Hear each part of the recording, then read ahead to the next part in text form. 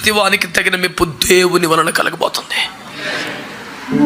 భర్త దగ్గర, భార్య దగ్గర, బిడ్డల దగ్గర, ఇరుగు పొరుగు దగ్గర, సంఘ కాపుర దగ్గర నువ్వు బాగా మేనేజ్ చేయగలుగుతున్నావేమో, కానీ ఇదే మేనేజ్మెంట్ ఎప్పటికీ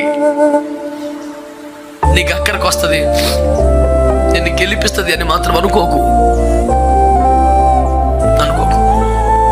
ఒక దినం అవేమి చెల్లని రోజు వస్తుంది. ఏ రాజు తన సేన బలము చేత తప్పించుకున్నాడు ఒకరితో వస్తే దేవుడికి అని వాక్యంలో ఉంది.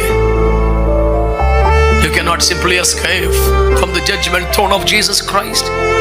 You must give your account for each and every deed, and not only deeds, each and every word. ప్రతి మాటకు లెక్క చెప్పాలంట. ఆ రోజు అలా ఎందుకన్నామంటే గబుక్కులు అనేసరి బాబు చాలా మాట గబుక్కులు అంటామేంటి, నిన్ను కొనుక్కున్నాను నేను, నన్ను గబుక్కులు మాట్లాడితే అంత కుదురుద్ది. పెద్ద రెక్కల మీద మోసినట్టు మోసుకొచ్చా నిన్ను.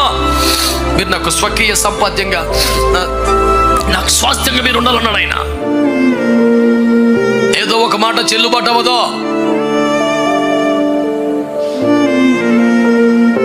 ఈ రోజున దేవుని వాక్యం నీతో నాతో మాట్లాడుతున్న సంగతిని నువ్వు సీరియస్గా తీసుకోవాలి.